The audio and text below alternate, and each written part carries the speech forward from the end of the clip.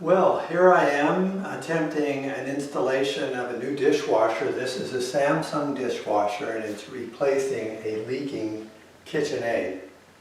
And this is a little bit unorthodox method of putting in a dishwasher because normally you have an anti-siphon airlock up here, but I do not have this on the countertop. It was another $300 to drill it in here with a possible crack in the top.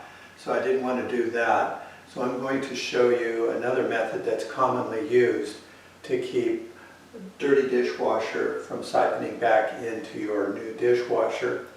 And I'll walk you through that as we go through this procedure. I am not a plumber. I am not an electrician. I'm just a semi-handy retired school teacher.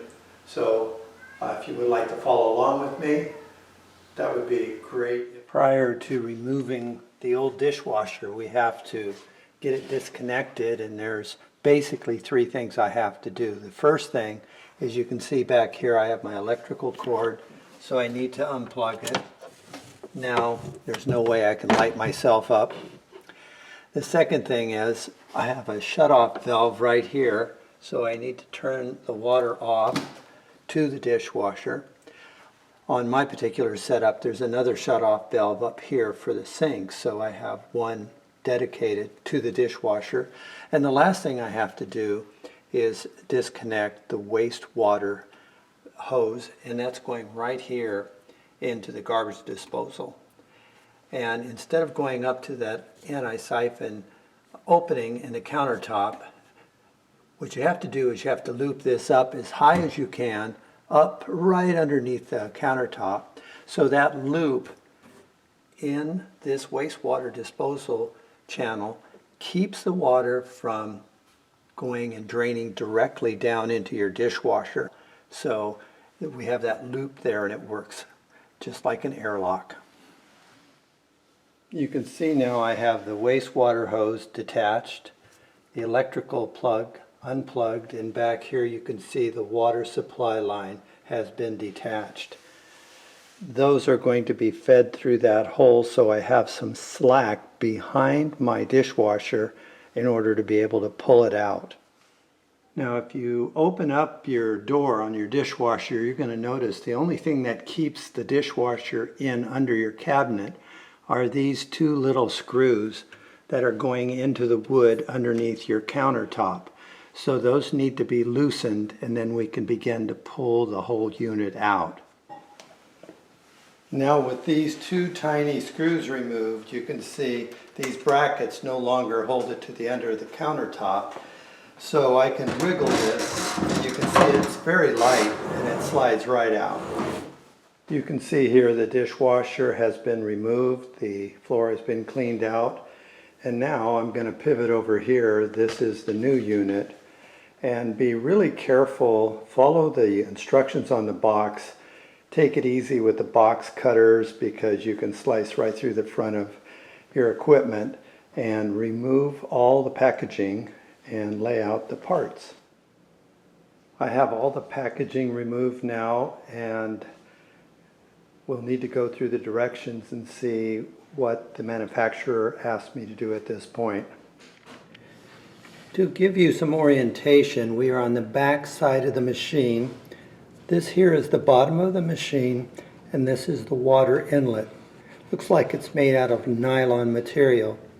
The kit that I got with my shipment involved this brass connecting device, so I can screw it in here, and you just want to be real careful threading it on because you're threading brass onto nylon, and you don't want to do any stripping. And then when you get it snug, I know I'm going to feed my hose right through this area, so I'm going to have it in this direction. Snug it tight, and then I would take a pliers and just give it one little turn, just a little bit, so you don't damage anything. That seems good to me. That's nice and tight. Now I'm going to connect this water supply hose to this 90-degree water inlet bracket, and again I'm going to thread it. Sometimes I like to pull back on the hose while I'm threading to make sure it's following the proper threads. I'll finger tighten it and then take a crescent wrench and snug it down. Again, I don't have to go crazy on this snugging because it's actually rubber sealing, almost like a garden hose. Okay, that's good and tight. And then I'll keep it, I'll probably move it into that position. What you're going to have to get is this little nut that will hold your wire inside this junction box so it can never be pulled out. And the way this works, as you can see, it's threaded on the back side, and if you take and you put it like this, you can go through and you can thread it on there and make it fit really tight. And then after you fit it in there tight, I'm just screwing it hand tight now, and that might be enough. But I notice I have the screw heads on the wrong side. I won't be able to tighten it later, so I'm going to whip this around and then screw it down, grab it real tight. And now this little gap right here, I can take my wires, my new wires, and put it through this nut. Why they don't supply this with a brand new unit that you're paying $600, $700, $800 for, I don't know. But after you get that like that, you can take and you can tighten these two screws, and it crimps onto this wire and it holds it there so it can't move. And then you, after you put your nuts on, wire nuts on, you can put the lid of this box on and it's hidden safely away. Take time to pause and read this important message.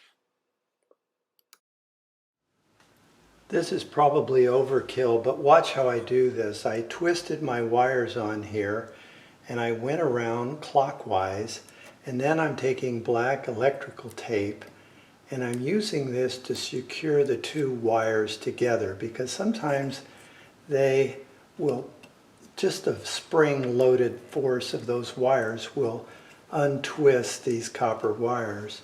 And then I'll take and I'll go ahead and turn this wire nut in the same direction that I twisted the wires together. And then after I finish that, like I said, this is a little bit of overkill. I'm going to take some more electrical wire and just hold that cap in place by rimming it with this piece of electrical tape, just like that. So you can see it's held in space like that, in place. Right here I have my 3 wires, and they're double taped and twisted onto wire nuts. Then I can push them back into position here, and before I do that, I'll go ahead and tighten these screws so this wire can never be pulled out, okay? Looks like I gotta fix that nut a little bit. There, that's nice and tight. The wire is held tight now, but you can see the nut is kind of spinning around.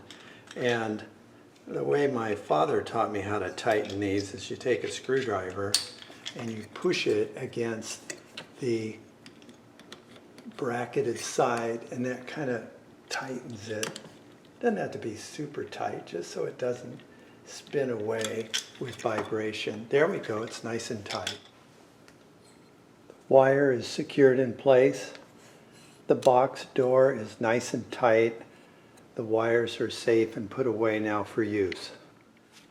This is the underside of my cabinet. You can see the bare wood underneath. And this model of dishwasher gives you this thing. It looks like a piece of aluminum foil, only it's very thick gauge. Sticky on the back side after I peel this off. And it says to take this, and I cut it a little bit to customize it for my cabinet, but to put it across here. And I think it's probably a water seal against the steam after the dishwasher's drying. So I'm going to go ahead and apply that now.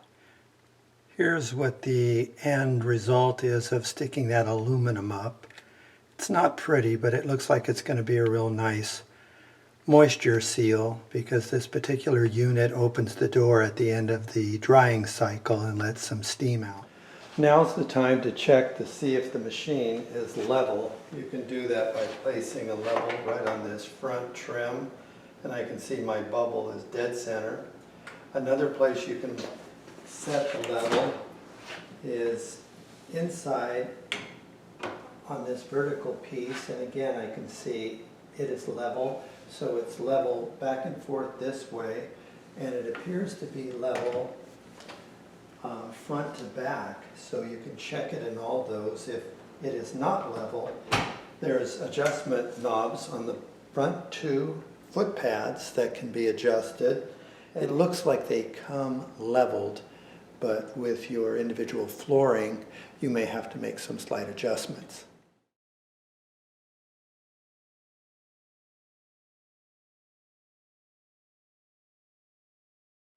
Now, after you've made sure that your top gasket is sealing to not allow any steam to come through there or noise, and the sides are sealed correctly, and your front is nice and flush, and you've taken your level and you've checked it for front to back level and side to side level, then you can go ahead and open this up and put something. They suggest a towel. I have this piece of styrofoam right here, and then you have your two little brackets under here, and you can screw those into the wood underneath your countertop, making sure to use screws. These are about 3/4 inch screws, but I'm a distance away and I'm going into 3/4 inch ply, so I'm okay. And I'll be taking those on up right now. Some of you may have had to put in your attachments on the sides of the cabinets through these openings, and now it's time, whether you did this or not, to put these plastic caps, making it waterproof before you turn on your test cycle.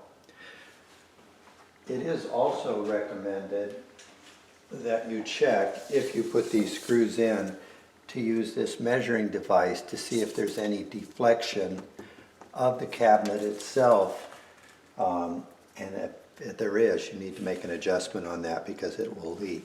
So now it's time to do our test run and look for leaks.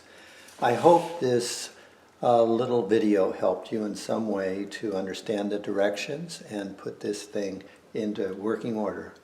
Have a great day and enjoy your new dishwasher.